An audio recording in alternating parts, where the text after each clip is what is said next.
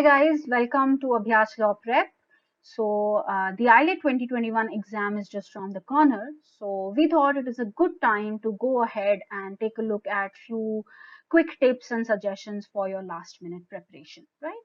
So as always, we'll start off with the basics first. The exam is scheduled to be held on Friday, 30th July from 2 to 3:30 in the afternoon. And it's going to be an offline exam. Now, IELT, as you all know, has always been an offline exam traditionally, except for last year because of the pandemic, it was conducted in an online mode. But again, this year it is back to its usual offline pen and paper mode. With respect to the pattern, there is no change. It is as always 150 questions to be attempted in 90 minutes, and there is a negative marking of 0.25 marks. Right. So in this video, what we'll do is we'll go ahead and take a look at each of the sections and see what are the expected kind of questions, pattern of questions, type of questions, and all of that. But again, remember, this is only to give you an idea about what you can expect. These are things that have been discussed earlier also, but just to brief it all, bring it all together towards the end.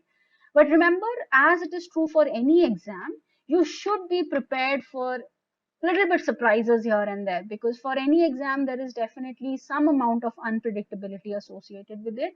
So whatever we are discussing here is pretty much based on how the trend has been over the past few years, but again, at the same time, be prepared for some surprises here and there as always, so that you're not too shocked and get flustered at the time of the exam. So be prepared for any new changes or any little surprises here and there. That way you'll be calm even if something comes up, right? So let's go ahead and take a look at what you can expect in the different sections. For English, again, as usual, there are going to be 35 questions in all the sections except maths. So English 35 questions. Traditionally, IELT has always, had questions based on parts of speech, figure of speech, word usage kinds of questions. These are found a lot in IELT. So again, you also have questions, match the following kind of questions, specifically for parts of speech and figure of speech kind of questions. You can always see this coming in the format of a match the following kind, right? So it could be sentences could be jumbled up. You need to, match the corresponding parts of speech and so on. Or it could be simple like a normal MCQ question also without an match the following pattern. But be prepared for the match the following kind of pattern also, not just with respect to English, but even in the GK section, it is possible. The 2020 exam, specifically in English, if what I remember is it was very heavy on vocabulary, right? So those who were good, obviously with vocab, were able to do well, while others found it a little difficult, right? So time-wise, if you see, if your RC is simple, your vocab and grammar kind of questions are things that take less time. So ideally, if somebody was good at vocab, they would have been able to do this section well and in less amount of time, right? So again, this is something that you can expect. A lot of vocab based questions were asked, so keep that in your mind. But like I said, we cannot really expect the exact same thing to happen once again, but these are common things that you can expect and keep in mind. Coming to the GK section, traditionally we've seen that there's definitely some importance or some questions asked on business, right? It could be business static GK, it could be business related current affairs news, but IELT typically does ask questions around these lines. So that is something that you can expect, and you can quickly brush up about, on any latest business related news that has been there, right? Last year, 2020, it was entirely focused on current affairs, although usually it is a mix of both current and static. But last year specifically, I remember it was mostly focused on current affairs, and that too, it was very straightforward and easy current affairs kind of question, not too difficult, no tricky questions, straight away, straightforward questions like Nobel Prize winners, Academy Award winners, those kinds of things, things, current affairs that can be answered very, very quickly. So yes, you can have that in mind. So, but at the same time, I wouldn't suggest that you ignore static GK entirely, because yes, last time it was more focused on current affairs, but yes, the pattern usually has always been a mix, right? So this time also you can expect it to be a mix. In case it happens to be all easy current affairs like last year, there's no harm in it. You'll be able to do well, but at least be prepared to get some static questions also, right? Moving on to the next section, legal aptitude. Probably one thing you need to know is, it could be a little lengthy. Last year also, students found this section typically lengthy and probably the most difficult among all other sections. Again, these are not things to scare you off, but, so that you're more prepared for it. So suddenly, if the legal aptitude section is lengthy, you don't get flustered, you don't get worried and lose your calm over it. Right? So expect it to be slightly lengthy, and it will always, as usual, be a mix of both legal reasoning as well as legal GK kind of questions, right? Legal reasoning, typically because there are chances that each question could have multiple principles given, facts, situations explained, and all that is what could make your questions a little lengthy. So we suggest that you do the legal GK ones, right? Maybe the direct legal GK questions or the assertion reason based questions. Try to do them, finish them off first before you move on to the legal reasoning based questions, right? So this is something that you can always keep in mind, right? This is, I mean, like even in your passage based exams and all, we always suggest do the individual questions first and then move on to the bigger ones. It is the same concept. Do the legal GK direct MCQ based ones first, and then go ahead and go look into the more detailed ones, the principal fact based question, because those could be slightly lengthy. Again, within legal GK also, we have seen even in last year's paper, what we saw was there is definitely a little bit of emphasis on current legal news, right? Current legal GK, definitely. So be thorough with the latest news boards, with the winter GK book, and I mean, focusing more on the legal news aspect, right?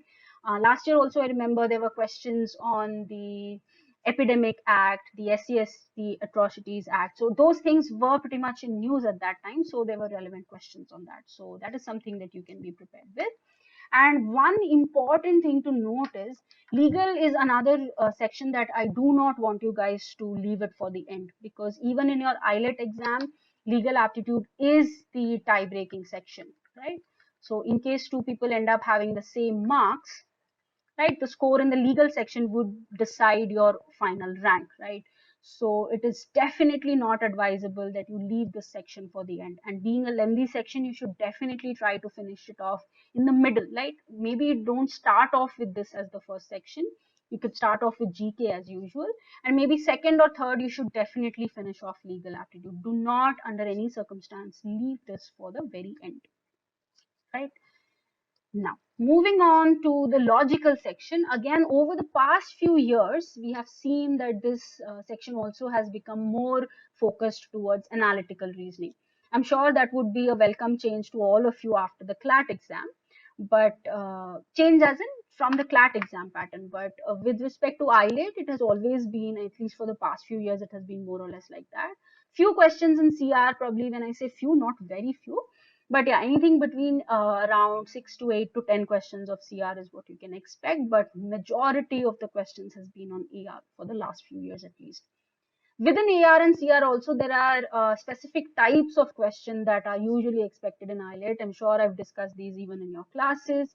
You'll see that for CR, the inference kind of questions, the probably true, probably false, or the definitely true, definitely false, those kinds of questions are quite common in your IELET exam. So that is something that you can expect. Ensure you do a quick revision or a thorough go through of these types of questions once again. And another AR type of question is your sequential input output kind of question. Now, one thing I would like to say, yes, you can expect it. You can probably be prepared with it, but whether you actually solve this, attempt this question in the exam is entirely dependent on how the exam and how the paper is, right? So it's good to be prepared, but that doesn't necessarily mean that you have to attempt it. If the pattern is easy, if you're able to identify it quickly, go ahead and do it. But if you believe that it is going to take up time, then please skip it or probably leave it to the end.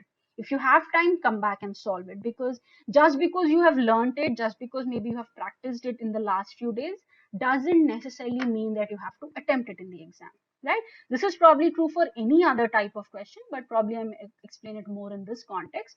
The sequential input output, when an input is given and you have to identify the pattern and then figure out what would be the next step, next step of the output, right?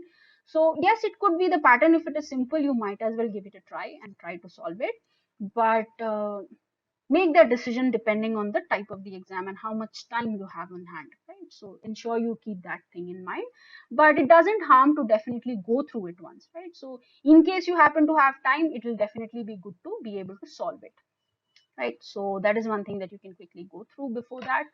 And coming to the math section, probably only 10 questions.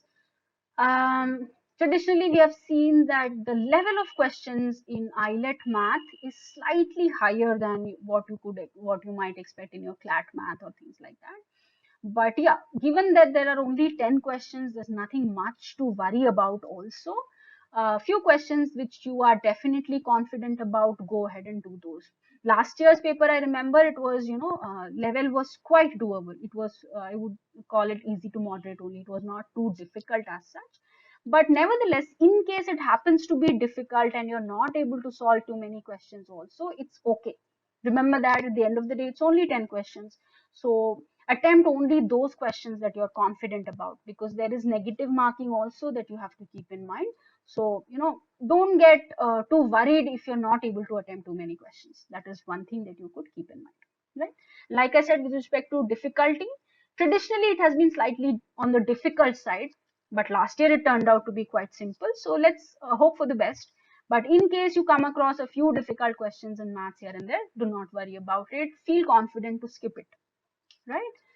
Broadly, on the whole, if you see, one thing that you need to remember for sure is with respect to time, right? Like I said in the beginning also, you have 150 questions to be done in 90 minutes. So compared to any other exam, the time per question that you have is very less in IELTS as compared to maybe your SLAT or your CLAT exam, right?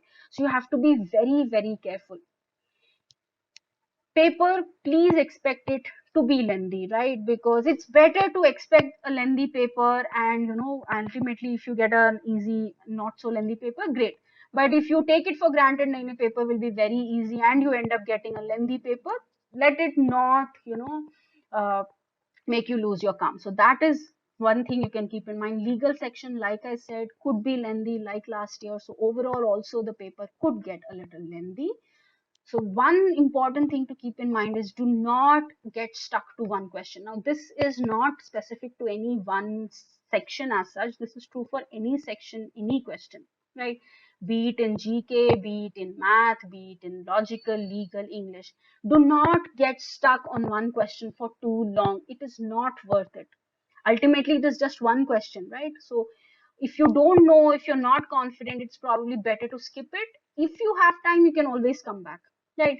And if there's a question like I was just discussing in LR, you know the question, you know how to solve it, but if you know it is going to be time consuming, probably not worth the time, so understand that, cautiously make that decision whether to take up a question or not, right? And again, when I say this, I don't want you to keep skipping questions, too many questions also, but the idea is more to say that don't get stuck to one question. It could be series coding also. A lot of questions you get on series coding in AR, but if the pattern strikes, if it is simple, get going, answer and move on. If you're unable to figure out the pattern, don't spend or don't waste rather too much time on that question. No point in being stuck on one question at all, especially with the time that you have in hand. It is definitely not suggested, right? And with the negative marking also, remember you have negative marking, so that is one thing you have to be very, very careful about. So with the time and the negative marking, you really need to be careful, right? As always, as we keep focusing and keep telling you always at Abhyaas LawPrep, even if you're unsure about an answer, make an intelligent guess, right? As in, you have eliminated a few options, you're confused between two options, take that guess, right? But don't attempt too many questions of the type where you have no idea of the answer and you're making a random guess between A, B, C, D, right? Do not do that. Try to avoid those kinds of guesses as much as possible. Few guesses, yes, I'm not saying you have to be so scared that you do not take any guess or do not take any risk at all, but the number of questions that you are guessing, that needs to be kept in check, right? And like I said, make intelligent guesses, not random guesses at all, right?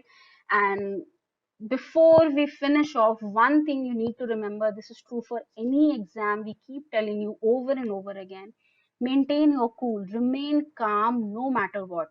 Even if you don't know the answer to the to a question, that's fine. You leave it, you have 149 other questions to solve. You don't know two questions, that is also okay, right? Maybe the whole math section turned out to be difficult, all 10 questions, fine, right? One question, a few questions, or one particular section, let it not, affect the remaining exam of yours. The rest of the question shouldn't get affected because of one question, one section.